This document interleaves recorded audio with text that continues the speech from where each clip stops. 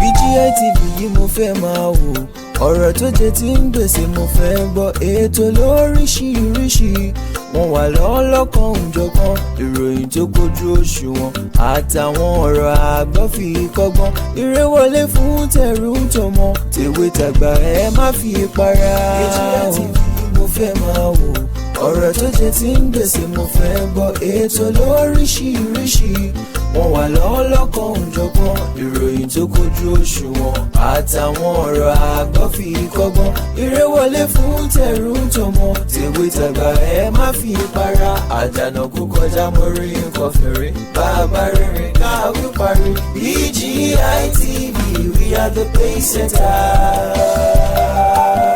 Bàbá gbàgede ìmọ̀ tẹlifíṣọ̀n station tí dòde. Mo kí onílé, mo kálejò, mo kí lọ́kùnrin lóbìnrin lọ́mọdé lágbà nínú ilé yìí. Mo kí wa kú dédé àsìkò yìí, mo sì kí wa wípé a kú bílù ìṣe lọ. Ẹ wá nǹkan fìdílé tàbí kẹ́ fìdílé nǹkan ká wá gbádùn ọ̀rọ̀ tó ń lọ. Apá kìíní rèé, apá kejì tó ṣe ń bọ̀. Ọ̀rọ̀ tó ń lọ méjì lẹ́wò lónìí nìkan. Àbí ká tiẹ̀ sọ pé ṣẹlẹ̀ ńlá ni. Torí àwọn ọ̀ṣẹ̀lẹ̀ oríṣiríṣi ni ìṣẹ̀lẹ̀ yìí, ṣùgbọ́n ọ̀rọ̀ tó ń lọ náà làákàkún. Ẹ bá mi pé gbogbo ẹni tó jẹ́ pé wọ́n fẹ́ jápa torí ọ̀rọ̀ tó gbayé kan sì ni wá ní mo fẹ́ jápa. Níbo ló ń lọ? Wọ́n lọ Amẹ́ríkà, wọ́n lọ London, wọ́n lọ Europe, wọ́n lọ Asia, wọ́n lọ American countries, kó sá ti jápa, kó sá ti kó Nàìjíríà. Ó dà bẹ́ẹ̀, ẹjọ́ yín kọ́. Tí ewúrẹ́ bá ti mú èrè jẹ, dandan ni kí gbẹ̀gìrì ṣàn. Ewúrẹ́ tó fèrè jẹ ló ní kí gbẹ̀gìrì ṣàn. Àwọn managers ta ní Nàìjíríà tí wọ́n manage ọrọ̀ ajé wa, àwọn ni wọ́n fà everybody fi ń sá kúrò Nàìjíríà sá lọ sílùú míì. Ṣùgbọ́n o, ẹ yá mi létí yín o, ẹ tẹ́tí bẹ̀lẹ̀ jẹ́. Kẹ́ ẹ gbọ́ àwọn ọ̀ṣẹ̀lẹ̀ gbàǹkọ̀ tá a fẹ́ fi síta yìí síwájú kẹ́ ẹ tó jápa, kẹ́ ẹ tó lọ ìlú òyìnbó. Ẹ jọ̀ọ́ torí t'Ọlọ́run, ẹ wá wo fídíò yìí kó lè jẹ́kọ̀ọ́. Ohun tó common tó gbayé kan nísìn, ó ní káwọn èèyàn ti fọkàn sí pé mo ń lọ ìlú òyìnbó bí mo ti lọ àpadà wá mọ́. Wọ́n á wá talé, wọ́n á tọ̀nà. Ẹlòmíì rí jẹ rí mú ń bí, ó ní mọ́tò pàápàá, a ta mọ́tò ẹ̀, yóò mú mọ́tò yóò gbé ta. Ẹ gbọ́ mi, a gbé mọ́tò a gbé ta. Ilé tó dá, ilé tó fáìn tó ní bí jẹ́jẹ́ kó tà á tún tà ń pọ̀ntọ̀. Ilé mi tó jẹ́ tá a bá gbé dórí àtẹ, èèyàn lè tà 20 million 15 million torí kó sá lè jápa, òun á ní ẹ sáàmù 10 million wá. Wọ́n á sáré ra lé yẹn lọ́wọ́ ẹ̀. Kò má sí tí ó padà wà débámọ̀ ní Nàìjíríà. A fọkàn sí pé Nàìjíríà òun ti búyẹ́ pẹ́ díwọ́ òun ò wá mọ́. Ìmí ìkẹrì á sọ pé kí n tó padà wá tó 20 years má ti kọ́lé mi kí n tó wá. Ìmí àkóyàwó àkú ọmọ, wọn á jápa lóòótọ́. Tó bá dé airport tẹ láǹfààní láti bi wọ́n léèrè pé níbo lẹ fẹ́ dé sí lọ́hùn ní ìsìn, ẹlòmíì ò mà mọ̀ o. Hòtẹ́ẹ̀lì lẹlòmíì fọkàn sí pé òun ó dé sí. Wọ́n dẹ̀ ti tan ẹlòmíì, wọ́n ti gbé gèǹjele lọ́wọ́. Certificate of kí lẹ̀ ń pè, of recommendation àbí kí náà ń pè, certificate of sponsorship wọ́n ti gbé lẹ́lòmíì lọ́wọ́, COS. At the end of the day, a jẹ́ fake ni. A jẹ́ kò sí iṣẹ́ kankan níta fún láti ṣe. Owó ribiribi ni ó sì fi ra COS. Nípò bá dèlú òyìnbó ló máa rí pé gbẹ̀gìrì ẹdìyẹ ti tọ̀ sí gbẹ̀gìrì òun ti pòṣàn, ó sì ti balé jẹ́, ilé òṣèkú gìrì padà wá mọ́. Wọ́n ló ń lo ẹdẹ ó bẹ̀dẹ̀ jẹ́, bó o bá tẹ̀dẹ̀dé ṣe bẹ́ẹ̀ dẹ̀ ló padà sí. Púpọ̀ nínú wọn ló jẹ́ pé kódà wọ́n ti kó yàgbẹ́ sí gbogbo ẹ̀dẹ̀, àwọn ò fẹ́ padà sí ẹ̀dẹ̀ mọ́, ṣùgbọ́n ẹ̀dẹ̀ tí wọ́n lọ kàn dínú yọ̀ ni. Àwọn ò lè relé ìka panu mọ́, a lè relé ìka gbójú kó. Ṣé ẹ mọ̀ pé kànnì tiwa yìí ìkànnì tá a ti kẹ́kọ̀ọ́ ni. Dágbèje àwọn èèyàn ni wọ́n rá sírú nǹkan yìí, àmọ́ wọn ò ní padà wálé wá sọ fún wa mọ́. Wọn ò ní lè padà wá sọ fún wa pé ohun tó ṣẹlẹ̀ rèé o. Ẹlòmíì tìjú òtí ẹ̀ ti mú sọ́hùn débi pé yóò kúkú dúró sọ́hùn pé kóhùn kúkú sọ́hùn dáa. Irú ẹ̀ ló ṣẹlẹ̀ tá a fẹ́ sọ fún wa yìí.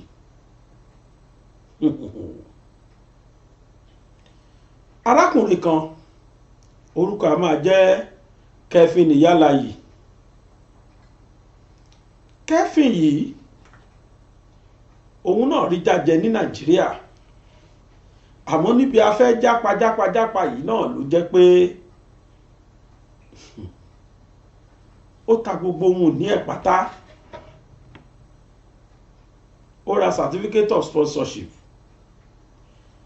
agent promise ẹ̀ níṣẹ́ gbákàgbìyàn, inú tiẹ̀ náà dùn, kódà ó celebrate ìjọ tí ń lọ.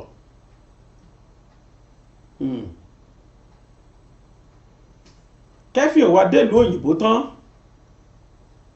ó lọ London, gbogbo àdúgbò ti rí ní Londona. Àmọ́ gbà tó dọ̀hún, ohun tó mà rò kọ́ ló mà bá a. Ohun tí Kẹ́fìn rò kọ́ ní Kẹ́fìn bá o, nítorí pé ṣé Yorùbá bọ̀ wọ́n ní ohun tó wà lẹ́yìn ọ̀fà wọ́n lójú òjé lọ o.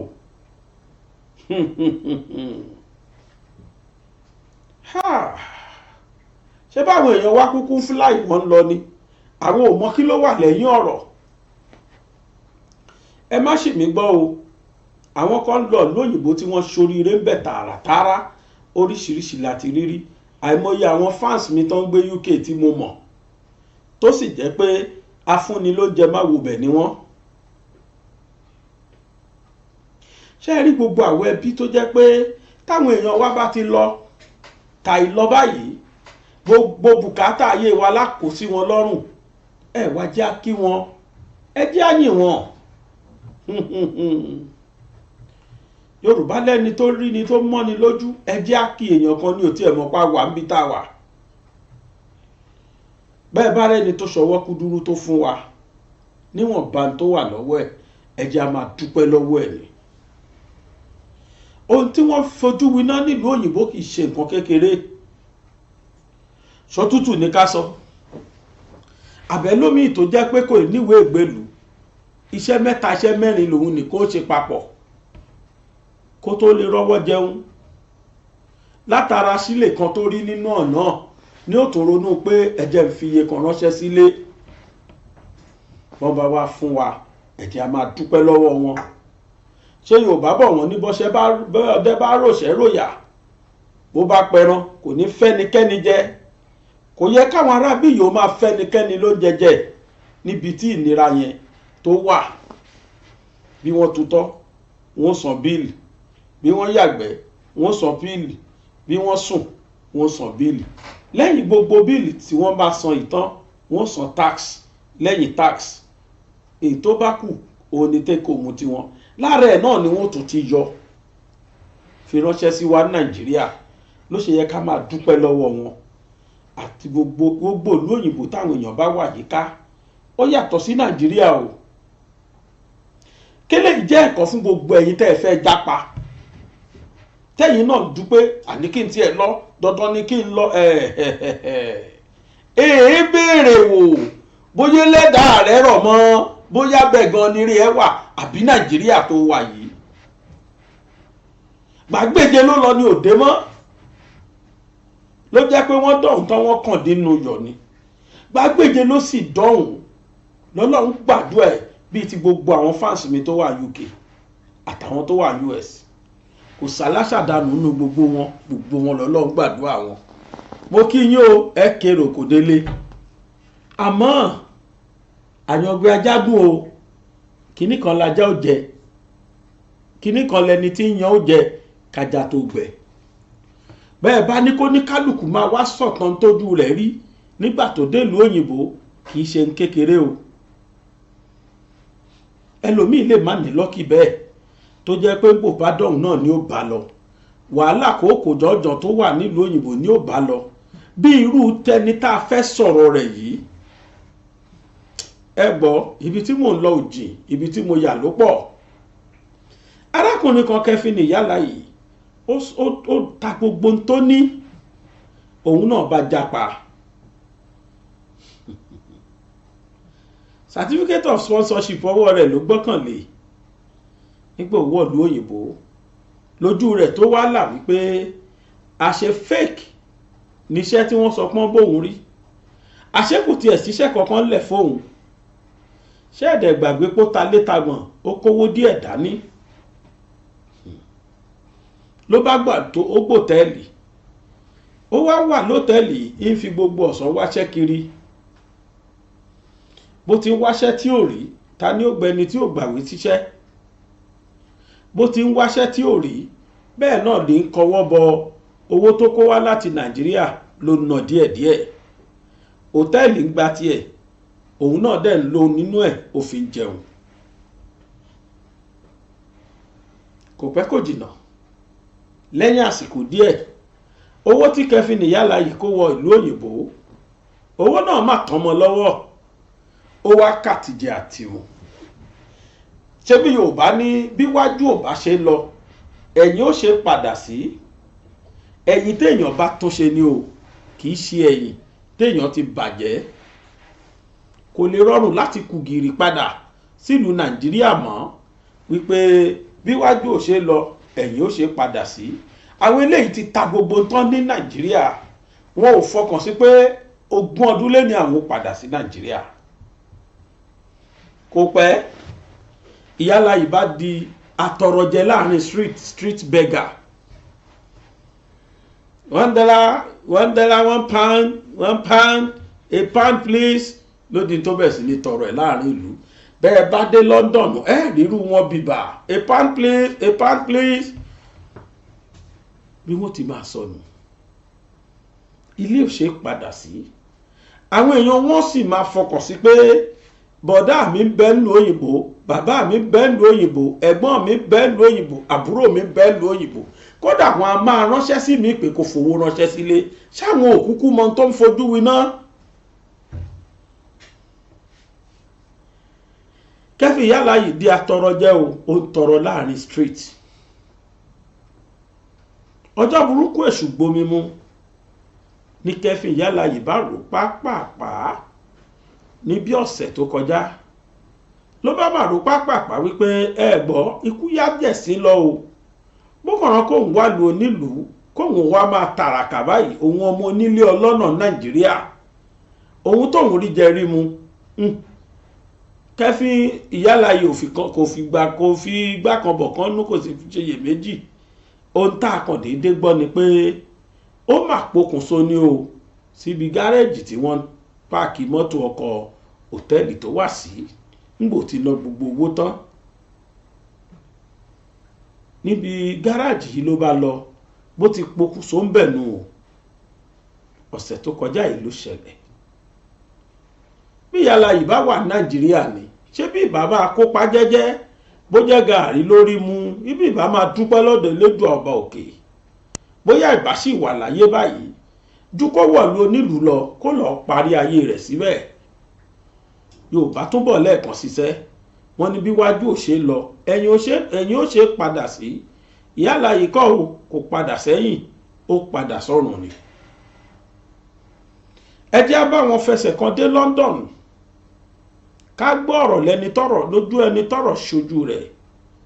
báwo ni iṣu ṣe kú àti báwo lọ̀bẹ ṣe bẹ́? ó yẹ máa bá mi kà lọ.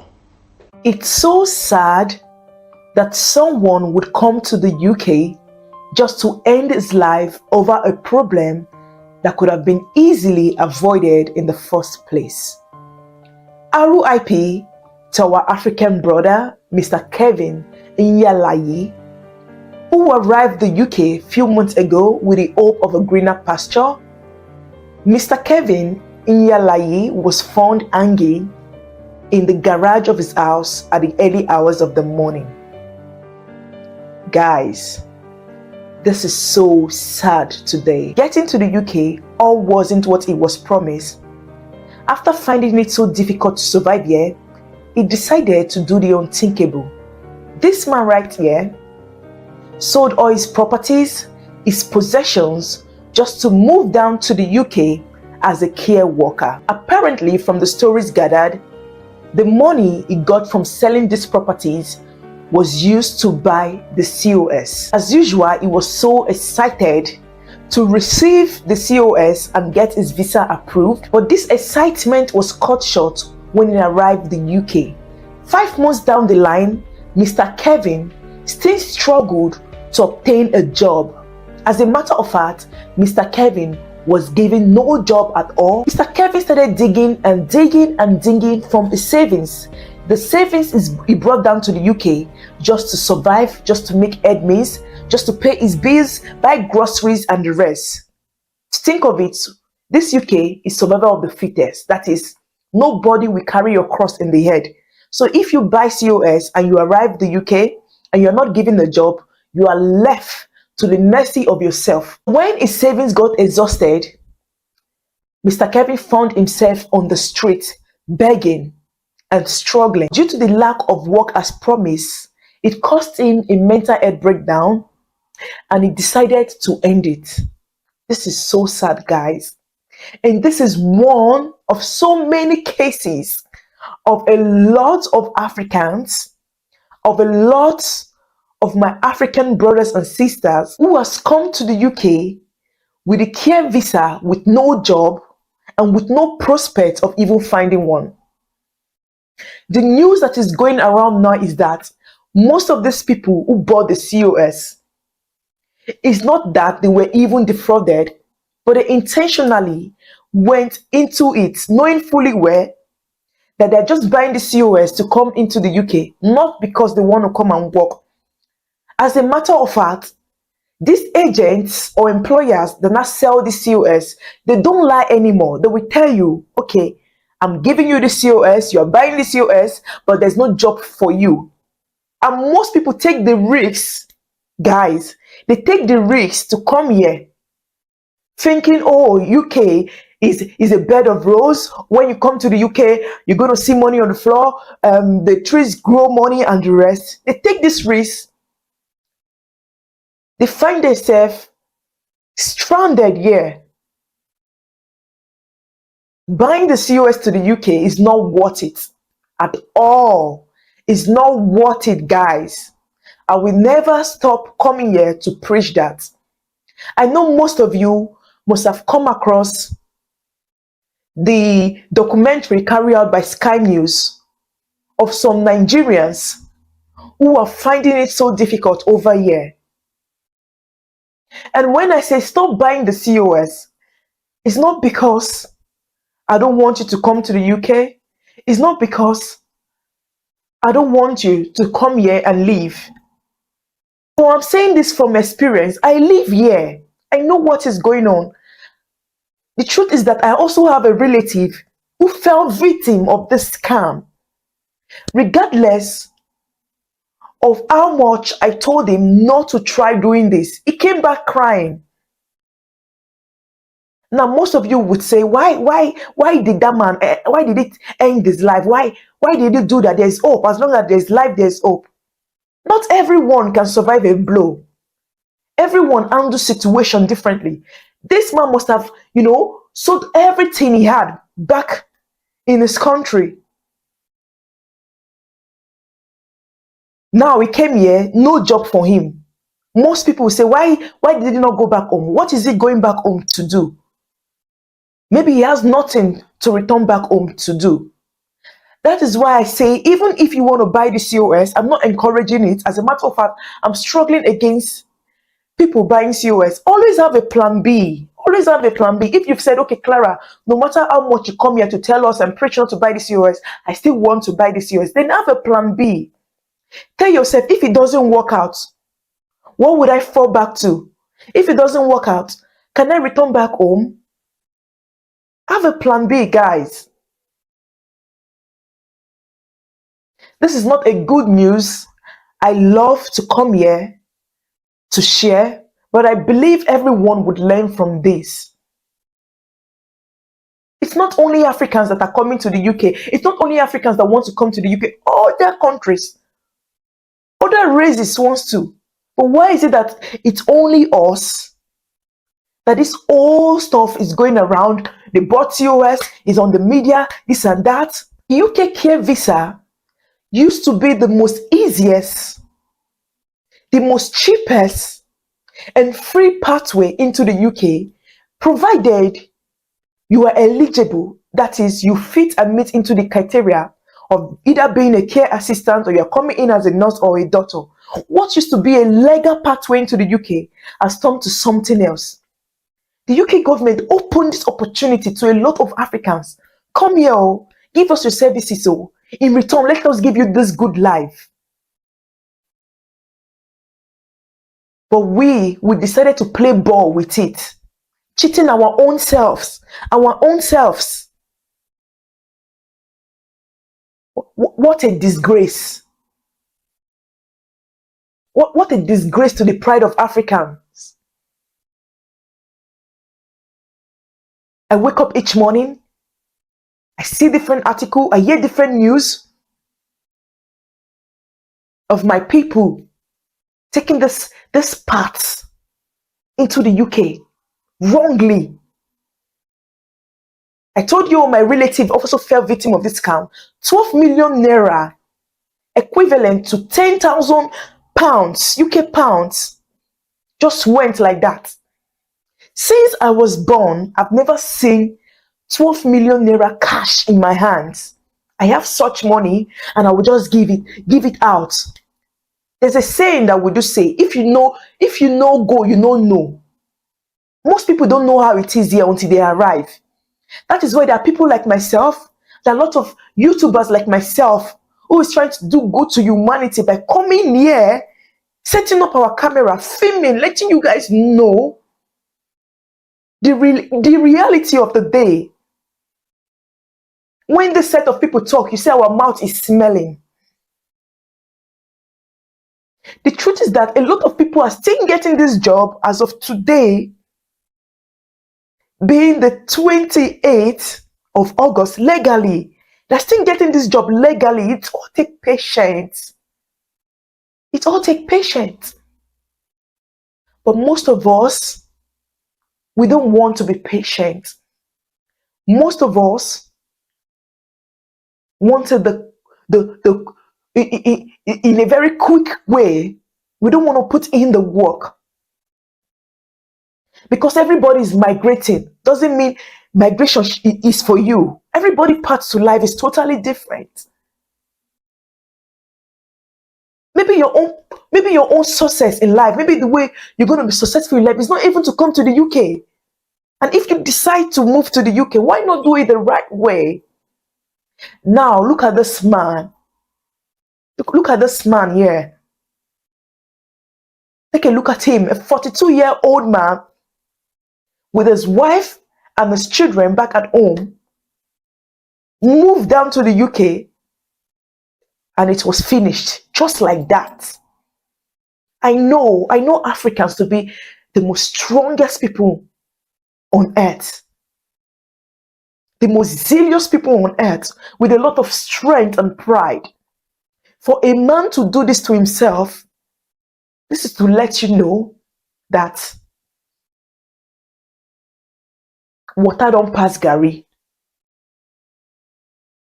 For a man to take this decision, this is to let you know, Omo, it's not really easy. It's not really easy. Please, guys, please stop buying the COS. You can move to the UK legally with a free visa sponsorship, letting your employer sponsor everything for you, down to your flight ticket. With a lot of videos you can access on YouTube, a lot of videos you can access on the internet. It's even not on the internet, you can go to the UK government website. No matter the kind of job you're looking for, you can read this up. in the government UK website called gov.co.uk, I would have said, this agent that are selling this US, oh, this and that, they're wicked. But like I said, people now, they know that they're getting this job to just come into the UK to sit down. UK is not a place for idleness. It's not a place for idleness.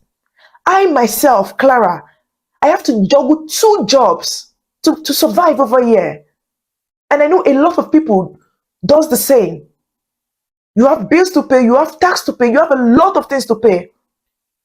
You can't come here with no job to sit and fold your hands. How are you going to survive? No matter the savings or no matter how rich you are back at home, if your father is a king, if your father is a prince, no matter the savings you bring into the country, it's going to get exhausted. You constantly need to do this job to survive. Now, forget all this English I'm saying. What is this now, guys? What are we doing, Africans? What is wrong? What is happening?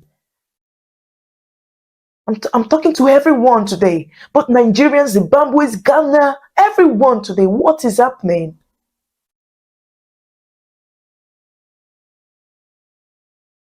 Life cut short. Just 5 months of his arrival into the UK, just like that.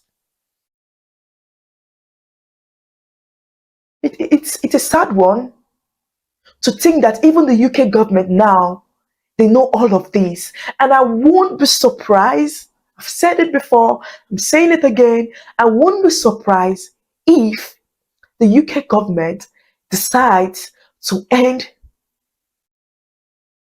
this route to the UK. I won't be surprised. It has gotten to the point. I know some of you will still comment, Clara, why are you sharing this? Why are you sharing this? Why are you sharing this? It's no longer news. Everybody knows. The UK government knows everything. Sky News, even Sky News, BBC, everybody's carrying this. You think the UK government, they don't have sense? They don't read? They're not open to the internet? Or they don't know what's going on? This set of people are spoiling the ground for others who are still struggling out there, doing everything possible, searching for this job. They've done that hired biometric money being invested to get all the certificates just to come into the UK with the legal part. But now, what's the hope for these people? What's the hope? Is the UK healthcare visa still viable? Guys, please, let's say no to this. Let's say no to this, guys. Relocation is not something. You will wake up one day, boom, at the snap of a finger like this, you want to go into another man's country. It takes time. There are steps to be taken. There are procedures to be taken. There are measures to be put in place.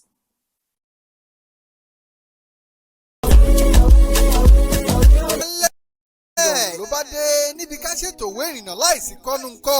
ọ̀gá ni Fox Excellence Able Travels and Tour Limited. ṣé wọ́n ní ẹṣin tó ṣíwájú ni ló gba fe. ká ṣètò òwe ìrìnnà lọ sílùú Mecca òun Jerusalem. ṣètò iléègbé lókè òkun. iṣẹ́ kíkọ́ kíkẹ́kọ̀ọ́ lókè òkun. pàápàá ètò fún wíwọlé sílé ẹ̀kọ́ American University Mauritius. fún diploma 2 to 4 years degree program àtàwọn ẹ̀kọ́ míì. tó o sì lè lò láti parí ẹ̀kọ́ rẹ ní USA, UK, Malta, Philippines, Italy. níbi táwọn ọgbà ilé ẹ̀kọ́ wọ̀nyí wà. Fox Excellence Able Travels and Tour Limited ló ń bá ní ṣe é nírọ̀rùn. wọ́n gba òǹtẹ̀ lọ́wọ́ ìjọba pẹ̀lú àwọn àjọ tó ń rí sí ìrìn àjò ojú òfurufú. wọ́n sì ṣe é fọkàn tán. ìgbésẹ̀ wọn yára kọ́kọ́. kàn sí wọn lónìí lólú iléeṣẹ́ wọn tó wà ní nọ́mbà 23B Shokeni Road, Òkè Ìjẹun, Abẹ́òkúta, Ògùn State. ẹ tún lè kàn sí wọn ní www.excellencetravels.com.pa tàbí kẹ́ ẹ pè wọ́n lórí àwọn ẹ̀rọ ìbánisọ̀rọ̀ wọn. Philippines +639 693 550 167. Mauritius +230 584 620 96. ẹ sì lè kàn sí wọn lórí ẹ̀rọ ìbánisọ̀rọ̀ ti Nàìjíríà +234 905 505 2472. Fox Excellence Able Travels and Tour. àràbà ní bàbá, ẹni abálábà ní bàbá. ẹ káàbọ̀ padà. bí ṣe ṣe kú àti bọ́ọ̀bẹ ṣe bẹ́ẹ̀ lẹ́gbọ́n yẹn o mo ò fẹ́ kó jẹ́ ẹnu tèmi nìkan lẹ́ẹ̀tì gbọ́ ní mi ò ṣe ni mo ṣe mọ̀ọ́mọ̀ gbé arábìnrin yẹn wá pé kẹ́ ẹ gbọ́n tó sọ ẹni tá à ń sọ yìí lè ní gbà tó rí pé tìjú yẹn pọ̀ ṣé bí wọ́n ní bájò gbé ni á padà sílé ni ṣé Kevin ò ní fámìlì ni ṣé kò lẹ́bí tó lè lọ bá ni èébú ọjọ́ mélòó pátápátá wọn ní BLB bó ti lọ ló ti bọ̀ ṣẹ́jú mélòó nígbà ò báyá tí wọ́n bá sọ ó bá máa fi tóṣù mẹ́fà ayé àgbàgbé ẹ̀ pàápàá jùlọ tó bá ti ń ṣe dáadáa táyé ti ń rí bó ti ń ṣe dáadáa wọn á gbàgbé pó lọ lóyìnbó kan rí kódà ó kó lákọ̀ọ́kọ́ kò bọ́ sí ni ó lè padà gẹ̀ṣin dọ́hùn gbà míì ó lè dẹni tí wọ́n gẹ̀ṣin wá pàdé ẹ̀ kí ló kan lọ́hùn. jẹ́jẹ́ mọ̀ pé Kevin lọ pokùnso ni ṣé pípokùnso ní wá kàn alẹ́ rẹ́ni tó máa wo fídíò mi yìí tóun náà sì wà rú kọ̀ǹdíṣọ̀n bẹ́ẹ̀ nílùú òyìnbó ẹ padà sílé o kò sí tìjú kankan bẹ́ẹ̀ agbọ́pẹ́ títa lé ẹ títa nǹkan kan ṣe bẹ́ẹ̀ lẹ́bí ẹ padà sọ́dọ̀ wọn ìgbìyànjú lẹ́ṣẹ́ òyìnbó dẹ̀ ní there is no harm in trial ẹ try ẹ̀ ni ó dẹ̀ ti rí bó ti máa rí nu ẹ padà sílé bọ́kọ̀rọ̀ kẹ́ bínú para yín kò sí nǹkan tí ó máa ṣọkùnrin ju pé ṣóhun tóun ti rí jẹ rí mu tẹ́lẹ̀ n tóun ò lè ṣe é lu àwọn kóun wá dẹni tí máa ń tó máa tọrọ láàrin street ló ṣe ròpin pípa rẹ̀ ni wá kọ́ ní kàn wọ́n bí wa síbẹ̀ kì í ṣe dandan ìtìjú tí ò lọ́jọ́ ni tí ò tọ́jọ́ rádà wọ́n bá fi wá ṣe lẹ́yà lónìí bó bá máa fi tọ́dún kò ní kálukú àgbàgbé pàápàá jùlọ tá a bá tó dé tá a wá gbé dáadáa ṣe ń lé ta ló wá sọ pé bá a bá ṣe sùúrù ohun tó jorí oyin lọ a ò lè padà jẹ́ a lè padà ṣe oríire tó jù bẹ́ẹ̀ lọ ká tó mọ ohun tó ṣẹlẹ̀ bá a bá rẹni tí ń wo àgbéléwò mi yìí o tó jẹ́ pé òun náà wà ń lu òyìnbó lóòótọ́ tí ò mọ bí òun ni ó ti ṣe my greatest advice to you is to come back home bá tó bá gbé ni onílé á padà sílé ni kì í ṣe dandan ẹ wà rẹ́yìn tájò ti gbẹ̀yìn tẹ́ ẹ wá lu òyìnbó ẹ kú kéré kò délé lágbára Ọlọ́run ẹlòmíì débẹ̀ ó ṣoríire ó kọ́lé síbẹ̀ ó ra mọ́tò ó ra lé ó bímọ yes kádàrá ẹnìkan nù kádàrá ẹlòmíì dẹ̀ wà á bá wọn ṣeré débẹ̀ ni kò ní bá wọn níláárí ń bẹ̀ ẹ padà sílé ẹ wá rẹ́yìn tẹ́ ṣì wá lé tẹ́ ẹ̀ bí dòwò kẹ́ ẹ tó pọ́n tẹ́yìn náà ti rò pé bóyá wọ́n ń kówó lẹ̀lẹ̀ nílùú òyìnbó ni ẹ wo àwọn fídíò yìí o kẹ̀ẹ̀fì kọ́gbọ́n apá kìíní nù apá kejì ọ̀rọ̀ yìí tí mo fẹ́ sọ ojú pé ẹ bá mi pé gọ́fíńmẹ̀ntì Nàìjíríà kí ni wọ́n fẹ́ bá wa ṣe sí ọ̀rọ̀ tí mo fẹ́ sọ fún wa yìí o nítorí wípé àṣà lè ṣe ká má fly bàálù bàbá fẹ́ lọ ìlú òyìnbó àbá fẹ́ tráfù lọ ṣe bísínẹ́sì tiwa jẹ́jẹ́ eléyìí ò ṣe ọ̀rọ̀ tẹni tó lọ gbé ìlú òyìnbó bó o bá wọ pléènì pàápàá jùlọ Ethiopia Airline gbogbo ẹni tó bá wọ Ethiopia Airline wọ́n kọ́kọ́ sọ̀yìn sí Addis Ababa náà ní airport wọn lẹ́tì wá join plane tẹ́ fi máa lọ country míì tẹ́ bá ń lọ ẹlòmíì wà direct sí country tó ń lọ ni wọ́n máa fi plane ẹ̀ sí ní tó bá dé Addis Ababa ẹlòmíì sì wà connecting flight ni ló máa wọ̀ plane tó ń gbé bọ̀ tẹ́lẹ̀ ní láti Nàìjíríà nígbà tó bá dé Addis Ababa wọ́n á change plane mọ́ lọ́wọ́ ìyẹn á gbé dé ibì kan á tó wọ̀ míì nílùú tó gbédé yẹ ìyẹn ló máa wá gbédé country tó ń lọ ẹlòmíì wọ connecting flight mẹ́ta mẹ́rin ó depend lórí ibi téèyàn ń lọ wọ́n wá sọ pé ibì kan máa wá o ní Ethiopia yẹn o ní Addis Ababa wípé tí aeroplane bá ti sọ yín kalẹ̀ níbẹ̀ báyìí ẹ fẹ́ rìn kọjá pé kẹ́ ẹ lọ ó lè jẹ́ ṣé mọ̀ pé nínú boarding pass àwọn tó ti wọ plane dáadáa rí ní tí mo fẹ́ sọ yìí yé ìwé kan wà tí wọ́n máa fún wa nígbà tán bá chẹ́ẹ̀kì wa tán ní airport ńgbẹ̀dé airport airport jẹ́ airport náà èyí mi gan ti fẹ́ yọ nígbà bá dé airport ibi ẹ ti máa gbẹ́rù sí tí wọ́n ti máa bá yín kágò ẹrù yín tí wọ́n ti máa fi boarding pass sára tí wọ́n ti máa fi táàgì sára ẹrù yín nígbà bá ṣe gbogbo ẹ̀ tán tí wọ́n gbẹrù yín wọlé ètò ẹ̀bàgbé tá à ń pè ní hand luggage wọ́n wà fún yín níwèé pélébé kan ìyẹn ní certificate wípé agbẹ̀ láyè kó lọ wọ plane wa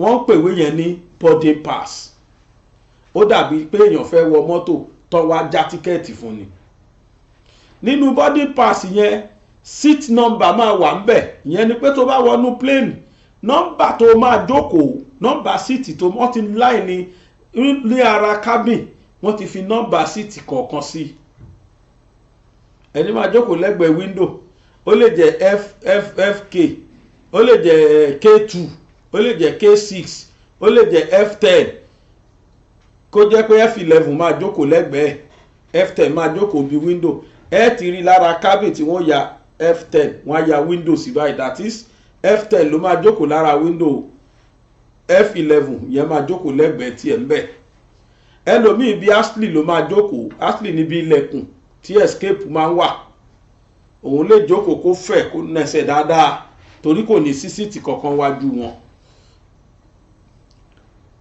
boarding pass yìí ó ti máa sọ bí tó ti máa lọ wọ plane fún ẹ ó lè sọ pé Lagos to Addis Ababa gate 2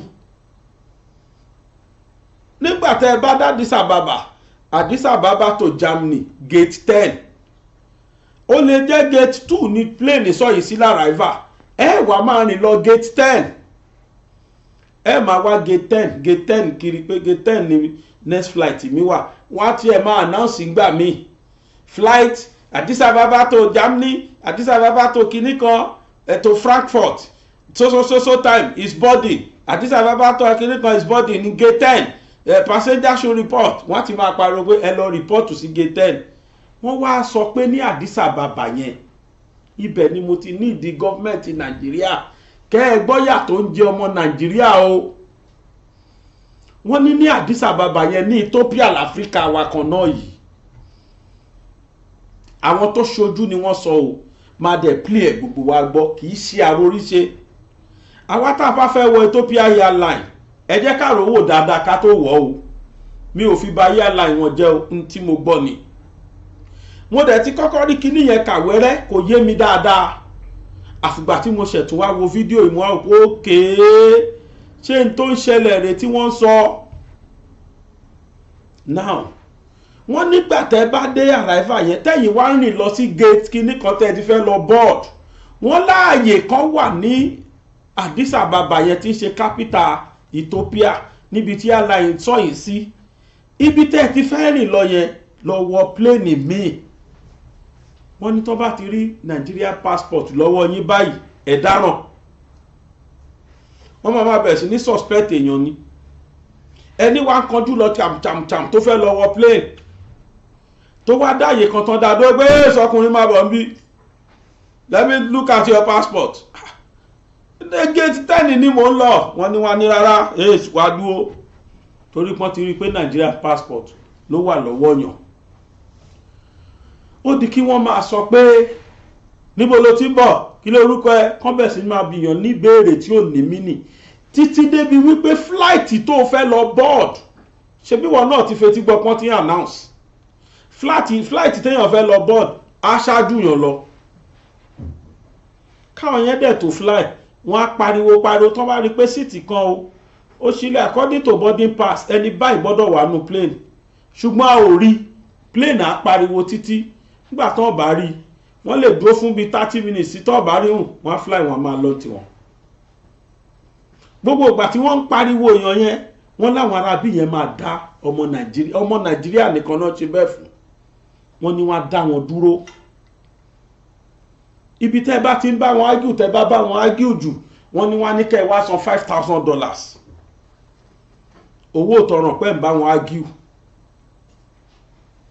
àbí ṣé irú wọ̀sí wo nìyẹn ṣé èèyàn ò ní yarí pé $5,000 kọ́ $20 million ni mo fẹ́ lọ wọ plane ẹ jẹ́ kí n miss plane mi ẹ lọ mọ bẹ́ẹ̀ ṣe máa bá mi ṣètò mí ní tó máa bọ́ lẹ́nu ọmọ Nàìjíríà nìyẹn airline wọn lẹ̀ ń wòye Ethiopia here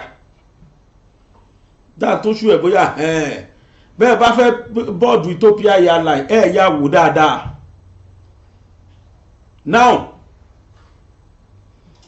níbi táyì tí ń bá wọn argue the next thing wọ́n ní wọ́n á gbéyàn wọ́n á lọ delay ẹ̀ síbì kan tó bá rí i pé o ṣì ń bá wọn pò next thing láti bẹ̀yẹ ó dọ́gba ẹ̀wọ̀n ẹni ẹlẹ́ni tó ń travel ẹ̀ jẹ́jẹ́ kì í ṣe pé ẹ fẹ́ gbèlú wọn o láti bẹ̀sẹ̀ ó dọ́gba ẹ̀wọ̀n. Lára àwọn tí wọ́n wá ti wà lọ́gbà ẹ̀wọ̀n yẹn ni wọ́n wá pe arákùnrin tí máa fi hàn yín yìí wípé gbà wọ́n o láìṣẹ̀ láìrò arìnrìn àjò làwọn àwọn lọ wọ plane jẹ́jẹ́ ni o wọ́n wá ròyìn oríṣiríṣiríṣi ọmọ Nàìjíríà tó ti wà ní ọgbà ẹ̀wọ̀n yẹn bẹ́ẹ̀ kódà ẹnìkan ti kú sí wọ́n ní ráìsì ṣíbí kan ní lójúmọ́ ni wọ́n fún wọn jẹ láìṣẹ̀ láìrò. Madam Abike Dabiri tẹ́ ẹ bá wo fídíò mi yìí mo fẹ́ kẹ́ ẹ bá wa investigate ọ̀rọ̀ yẹn bọ́rọ̀ yẹn bá rí bẹ́ẹ̀ ẹ bá wa ṣe nǹkan sí torí iṣẹ́ ti yín ní ipò tẹ́ wà nìyẹn Nàìjíríà. Bẹ́ẹ̀ bí wọn ò bá rí fídíò mi ẹ jọ̀ọ́ ẹ bá mi fi fídíò yìí ránṣẹ́ sí Madam Abike Dabiri èrè wà. Tó bá jẹ́ lóòótọ́ nírú ìyà yìí ń jẹ ọmọ Nàìjíríà ní Ethiopia kò ṣeé gbọ́ sétí o láìṣẹ̀ láìrò èèyàn kó ẹrù ẹ̀dá ní jẹ́jẹ́ kò ṣe kó jalè ní airport yín yóò sì máa lọ kó ń fẹ́ lọ board the next thing ní kẹ́ẹ̀rá mú ẹ sì ń gbé airline yín wá Nàìjíríà ẹ wá fi gbèrò tẹ́ ẹ bá wá investigate tẹ́ rí pé bẹ́ẹ̀ ni ẹ bá wá sọ fún bàbá wa Tinubu pé kí wọ́n ban Ethiopia here kó má wọ Nàìjíríà mọ́ tó bá lọ jẹ́ bẹ́ẹ̀ ni o ni wọ́n kó àwọn èèyàn lóòótọ́ sọ́gbà ẹ̀wọ̀n lọ́dọ̀ wọn láìṣẹ̀ láìrò torí pé wọ́n lọ wọ aeroplane kí wọ́n ban Ethiopia Airline kò gbọ́dọ̀ fly Nàìjíríà mọ́ láíláí. Mo ti wọ̀rí at least bí ẹ̀ẹ̀mejì èmi ti dá Addis Ababa yìí rí bẹ́ẹ̀ tó ti pẹ́ tí mò ń sọ yìí ti wọ 15 years tí mo ti wọ̀ gbẹ̀yìn mi ò mọ̀ how far through that video is but kò possible kẹ́ni kankan dédé kó ṣe àgbélẹ̀rọ fídíò ni mo sọ pé kí ìyàwó Àbíkẹ́ Dábírì èrè wà kán bá wa lọ investigate in tó bá ṣẹlẹ̀ pé ṣé lóòótọ́ ni kódà ẹni tó ti kú nínú wọn náà tó wà lọ́gbà ẹ̀wọ̀n yẹn arákùnrin yẹn gbé síta ẹ má jẹ́ sọ̀rọ̀ míì di báyìí ọ̀rọ̀ àná di bá míì ẹ má jẹ́ bópò lọ́lé olóró ẹ má jẹ́ rojọ́ jù lórí ẹ jẹ́ àjọ gbọ́rọ̀ lẹ́nu arákùnrin yìí ṣé Yorùbá bí kò sẹ́ni tó lè mọ́pọ̀n bí ọlọ́mọ ó yá ẹ jẹ́ àjọ báwọn fẹsẹ̀ débẹ̀. Now, the information I'm about to bring to you right now, it's a very delicate one, very, very delicate. And if nothing is done about this information, more than 250 Nigerians will die. This is real. This is very important. If nothing is done about this information I'm about to give to you right now in details, I will explain it in details. And if nothing is done, if we don't do anything, if you, Nigerian, don't do anything, whether you are in Nigeria, whether you are in other countries in Africa, whether you are outside the continent, if we don't do anything, 250 people will die. If the government, the state governors, the House of Assembly, House of Reps, all the parastatals, if the embassies don't do anything, 250 human beings will buy down. Now, this is not a joke because 2 people already are out of the picture. What happened? It happened in Ethiopia. 2 days ago, somebody sent me a voice note. I didn't pay attention because I was very busy. And he kept on sending and calling. I had to pay attention. I had to listen. He said, brother, please help us. I said, what happened? He said, we are buying. We are going. We're in Ethiopian prison. Said it's Kaliti prison, maximum security prison in Ethiopia. Kaliti prison. This prison is filled up with more than 500 Africans. What is the problem? That most of them are people that are traveling. Ethiopia is like a country where people transit into other countries. Myself, I have passed through Ethiopia when going to Seychelles, passed through Ethiopia when coming back to Nigeria. So I know that particular, it's a very, very big airport in Addis Ababa. I think it's Bole Airport, Addis Ababa, Ethiopia. That once you are passing through, once you have a green passport, you are like a suspect. And they will keep you aside. They will delay you and make you miss your flight, get you angry. And once you start agitating, they will tell you, well, you need to pay $5,000 to get another flight again back to your country. And when you don't have the money and you're agitating, that they cost you to delay this flight, they searched you, they found nothing, they delay you, make you miss your flight. And when you talk so much, they will lead you out and say that you are a this and take you straight from that airport to the hospital. They will say, check you. And if they can find nothing, what do? They will put you to prison, from hospital to prison. And while in the prison there, they will come and serve you paper that you are going to serve 17, 18, 20 years in the prison, even without going to the courts. That is a very, very serious issue. Help me to share this video at this juncture, please. That is a very, very serious issue, such that a lot of people have spied this year. I hope you know what is spy. They have spied this 2023. That in April, that a woman, a Nigerian, spied. What happened to her? That the police was her, and she sustained injury, internal injury in her ribs. They took her to a hospital and injected her. And of course, the injection didn't go well with her body. And she went back to the prison, fell ill again, and she said, no, please don't take me to the hospital. Don't inject me that same thing you injected me before. It's not good for my body. And they forced her to the hospital, forced her to inject her again, and the next day, she gave up the ghost. And they took her straight, she was there for days before they took her to the mortuary. And other inmates, female inmates, had to search her, brought out embassy details, brought out phone numbers, and started calling the embassy, Nigerian embassy in Ethiopia, Addis Ababa, Ethiopia.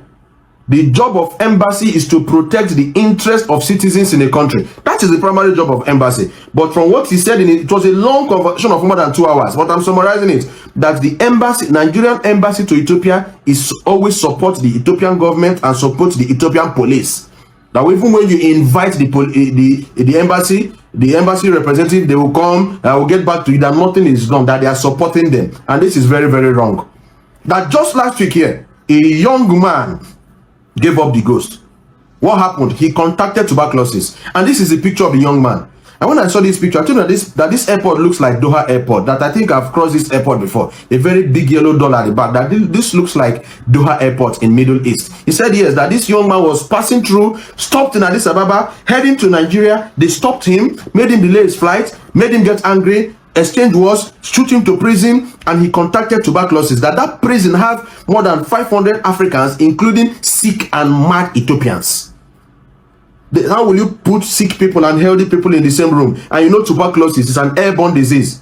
That this young man contacted tuberculosis, and that was how he gave up the ghost. Just last week here, this young man in the screen here, that they don't feed them, that their food is 1 spoon of rice in the morning, 1 spoon of rice in the afternoon, 1 spoon of rice in the night, without spices, without sauce, without spices, without stew, nothing, just white rice. That's what they're eating. Gross malnutrition in Addis Ababa, Ethiopia.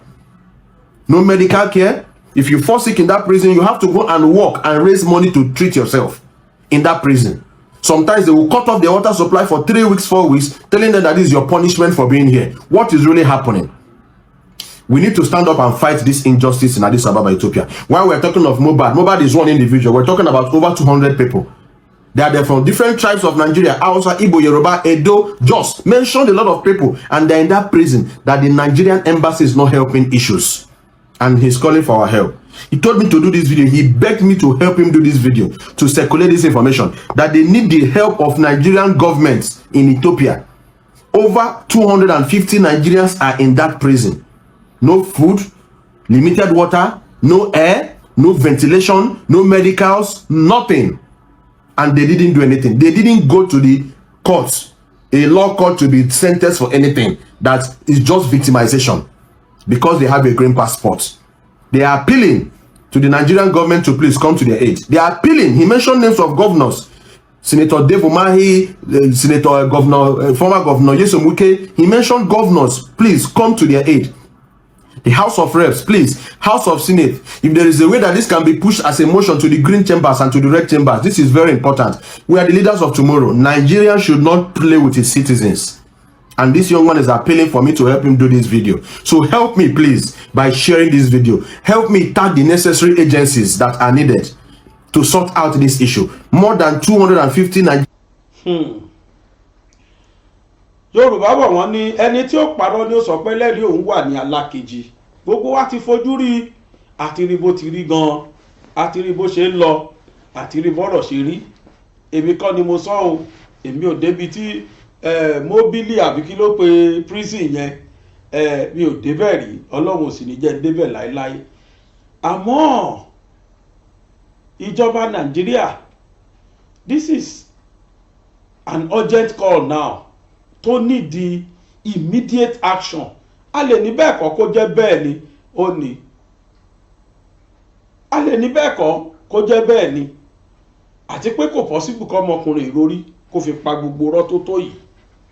Ẹ bá wa investigate prison yard yẹn, wọ́n ní maximum prison ni tó wà l'Addis Ababa Ethiopia.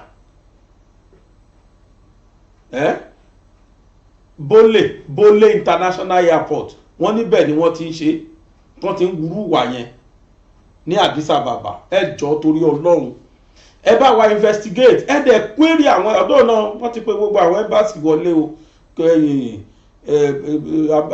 President Tinubu ti pè gbogbo àwọn tó jẹ́ Nigeria consular káàkiri sí countries, wọ́n ti pè wọ́n padà pé kán máa bọ̀ Nigeria. So it shows àwọn tó wà ní Ethiopia yẹn, they are never capable fún wọn láti wá máa wo ọmọ Nàìjíríà tírú nǹkan yẹn ń ṣẹlẹ̀ sí tán dẹ̀ wò wọ́n.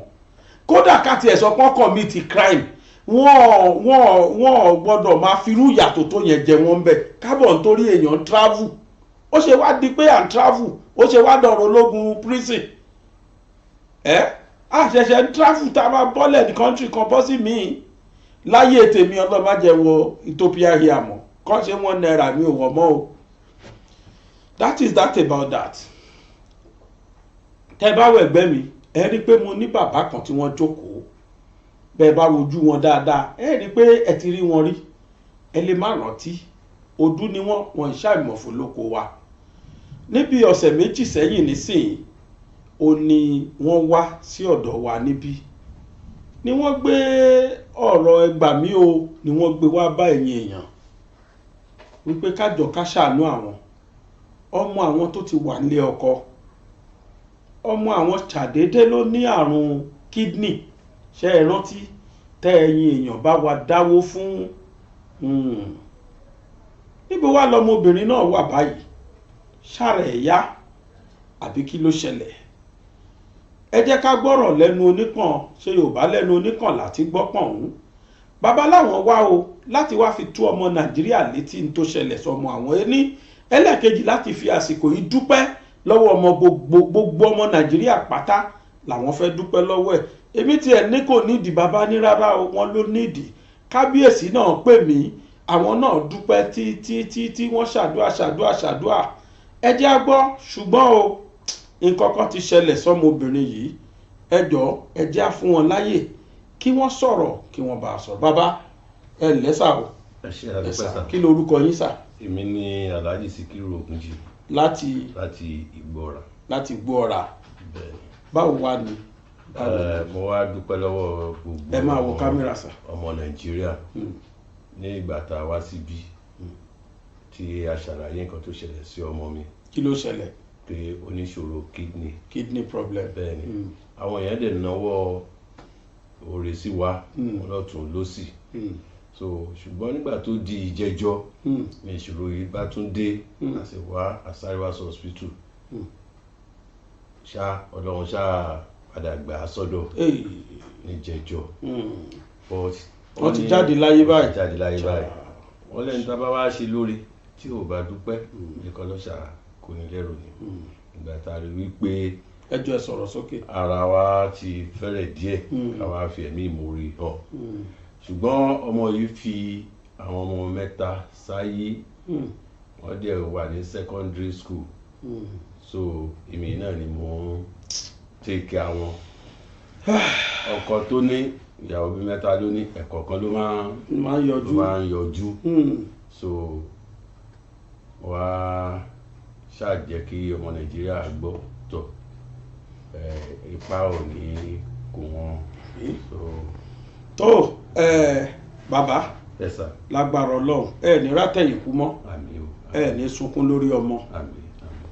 ẹlẹ́yìn ò ní síwájú Àmín. oníwájú ò ní kẹ́yìn ẹni máa tún kó lọ́wọ́ yín kódà ẹni máa tún kú nínú ìdílé yín ajẹ́ tó ti dàgbà tó darúgbó èyíkéyìí náà ọmọ yín ẹ̀ tún ní mọ sàárè ẹ̀ mọ́ Ọlọ́run ló mọ tóun fi ṣe bó ti rí nù ṣe mọ̀ pé gbogbo ẹ̀dá kádàrá ó ti gbáwájú nínú ọ̀rọ̀ wa tó ọ̀rọ̀ lẹ́gbọ́ yìí ẹ̀yin ọmọ Nàìjíríà dáadáa ẹ̀yin tí ẹ bá wa dá sí ọ̀rọ̀ bàbá wa ní bí ọ̀sẹ̀ mẹ́ta sẹ́yìn ni wọ́n wá náà ní ọmọ àwọn ní kidney problem kódà kábíyèsí ìlú èrú àkọni kábíyèsí ìlú Ìgbóọrà àwọn náà fi ohùn ránṣẹ́ la fi mọ̀ pé òdodo ni bàbá ń sọ nígbà náà bàbá kó oríṣiríṣi ti jáde tí wọ́n fi hàn gbogbo ọmọ Nàìjíríà pé tó ó ti sọ àwọn owó táwọn ti ná rèé lórí dialysis lójoojúmọ́ 150 àbẹ́lò lẹ́lẹ́ nọ́ngbà náà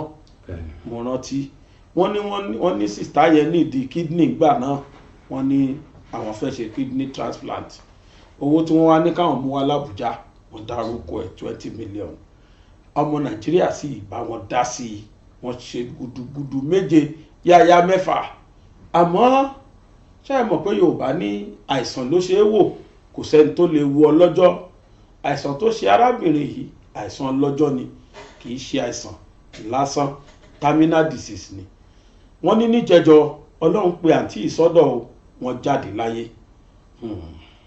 àbáyín kẹ́dùn bàbá lórúkọ gbogbo àwa BGI TV àbáyín kẹ́dùn àmọ́ bàbá yìí ṣàlàyé nǹkankan fún mi àkọ́kọ́ wọn láwọn fẹ́ wá dúpẹ́ lọ́wọ́ ọmọ gbogbo Nàìjíríà pé ẹni tó rí ni tó mọ́ni lójú ẹ jẹ́ á dúpẹ́ lọ́wọ́ ẹ o torí pé ọ̀pọ̀lọpọ̀ èèyàn ní ò tiẹ̀ wo bí tá a wà rárá ní ò mọ̀ pé a wà láyé bàbá wa ní àwọn ọmọbìnrin yìí wọ́n láwọn ọmọ mẹ́ta rí wọ́n náà wà ní secondary school wọ́n ló ti dá àwọn mẹ́tẹ̀ẹ̀ta lẹ̀ sáwọn lágbàdá ń bẹ rí bí bàbá ti rí ẹ̀wọ̀ èjì wọn bó ni wọ́n fẹ́ sáré lórí ọmọ mẹ́ta sí wọ́n sì ní bàbá tó ní òkú ayé ni ẹni fẹ́ yàwó mẹ́ta yóò aráyé ẹnìkan èkí ló kàn yóò bá wálé náà ni tó Yorùbá níbí náà bá tán láṣọ wọ́n lẹ́jẹ̀ kì í tán lórí èékánná á sì máa bẹ̀bẹ̀ náà ni á tún sì máa bá yín bẹ̀ àwọn èèyàn ni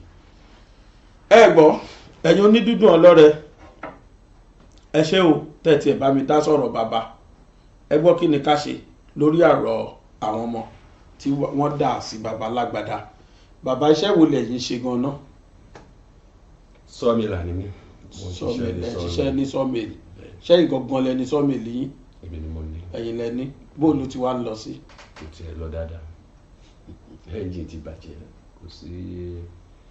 ṣe é rí n tí ń bà ní ká ṣe rèé bàbá sọ́ọ̀mìlì yín yẹn n tó bá yọ ń bẹ̀lẹ̀ lè fi máa tọ́ àwọn ọmọ yẹn títí tí wọ́n fi dé tó fi tójú bọ́ débì kan sọ́ọ̀mìlì yẹn ni kẹ́ ẹ jẹ́ kí àrísọ̀tìtẹ́tì pàká gbé dìde padà mo rò pé yé yín tẹ́ ẹ bá níṣẹ́ tẹ́ ẹ ṣe ń sìn ẹ lè máa yọ́nú ẹ̀ fi tó àwọn ọmọ yẹn ẹ́ńjì tẹ́ ló bàjẹ́ yìí á tó èlò tó máa tó yín túnṣe àti pé ẹ fẹ́ ra gbẹ́ ẹ fẹ́ rà wò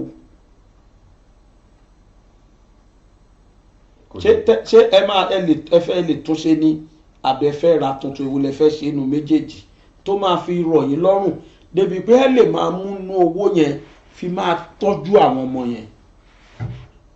lọ́wọ́lọ́wọ́ báyìí tí èèyàn bá rí 2 million ó máa ra engine.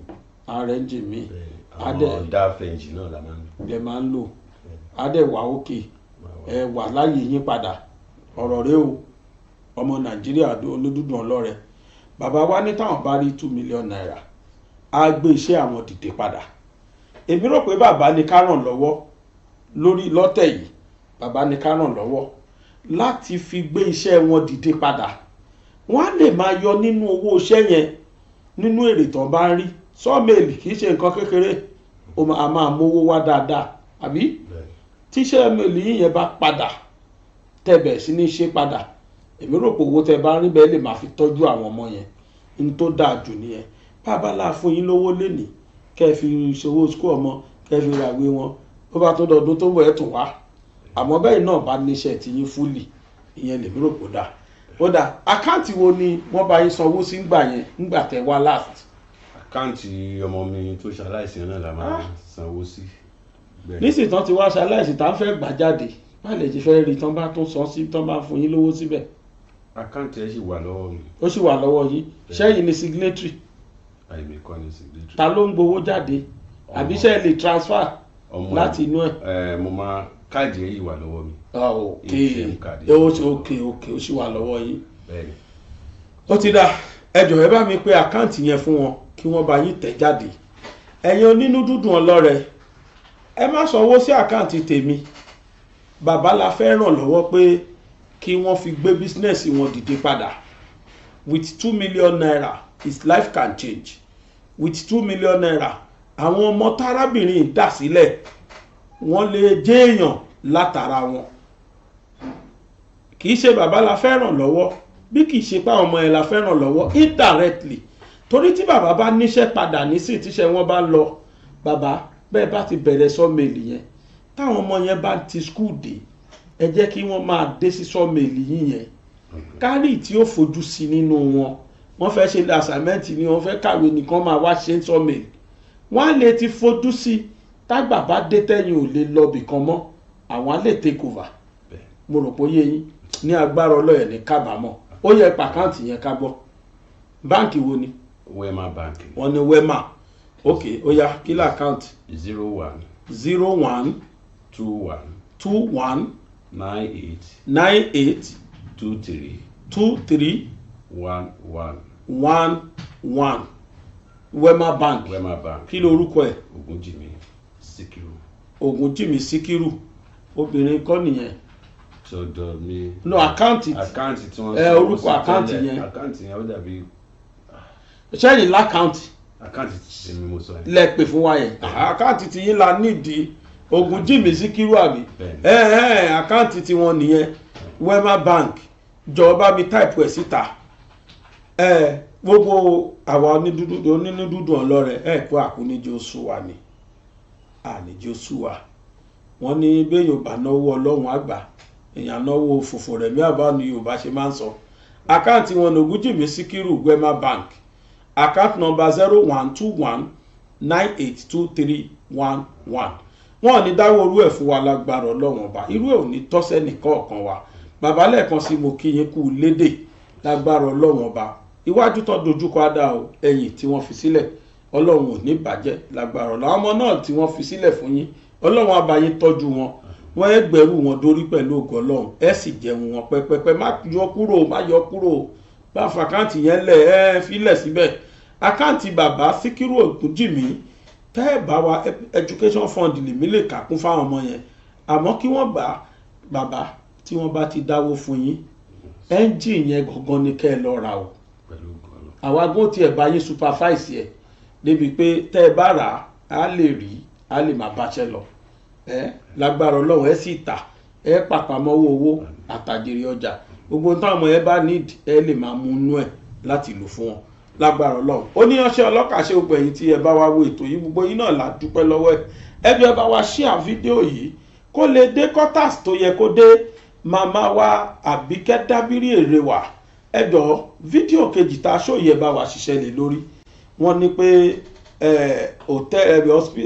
ilé ọgbà ẹ̀wọ̀n tó wà ní Addis Ababa ní Ethiopia ẹ bá wa yọjú síbẹ̀ lóòótọ́ tó bá jẹ́ òótọ́ ni allegations tá a gbọ́ pé wọ́n fi kan àwọn Ethiopians yìí ẹ má gbójúbọ̀rọ̀ fún wọn o Bole International Airport tó bá jẹ́ lóòótọ́ ni wọ́n dánrù tó ń dánwò yìí ń bẹ̀ ẹ bá wa pe diplomatic meeting kí ẹ kìlọ̀ fún wọn pé láyé wọn kọ́ má dọ̀rú ẹ̀wò mọ́ fọ́mọ Nàìjíríà kí ló dé ṣé ìwọ ni kéèyàn wọ aeroplane wọn ni bákan náà ni pé ẹ jẹ́ kí president wa kí wọ́n ban aeroplane wọn kíjọba wọn lè mọ̀ wípé ohun tóun ṣe ò dáa ṣé Yorùbá bọ̀ wọ́n ní káyọ̀ òpin lójú ká fi hojú kójú lè mọ̀ pé ohun tóun ṣe ò dáa ni ẹ jẹ́ kí ó rí bẹ́ẹ̀ nítorí tọ́lọ́run àwọn ò ní gbàgbé àní fi yín lọ́rùn lẹ́ o àfi tẹ́ bá wa ṣiṣẹ́ lè lórí ẹ jọ̀ọ́ máa bá mi share fídíò yìí kó lè dọ́dọ̀ àwọn ìjọba ó ní ọṣẹ ọlọ́kàṣẹ́gbẹ̀ ìtẹ̀bá ògbó iná la dúpẹ́ lọ́wọ́ ẹ̀ aláwìyé adébáṣà àbúrò ọmọ bàbá tíṣà lábẹ́kúta ẹni tí gbogbo yín mọ̀ sí bàbá gbàgede mọ̀ ó lè mí jẹ́ o ojú wa ò ní ríbi o sójú àṣà ìríbi tàwùdù kì í rọ́rọ̀ lọ́la àátúnpàdé láṣẹ Èdùmàrè báyìí gàrí o.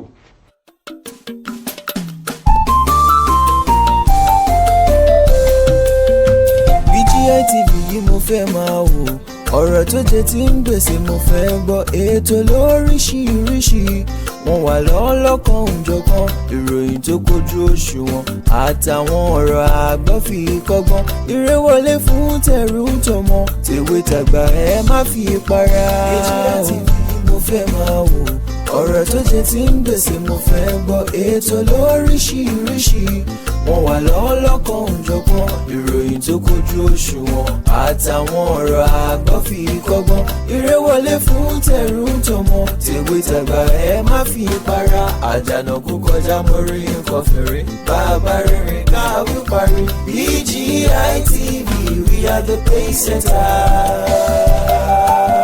Bàbá gbàgede ìmọ̀ tẹlifíṣọ̀n station tí dòde.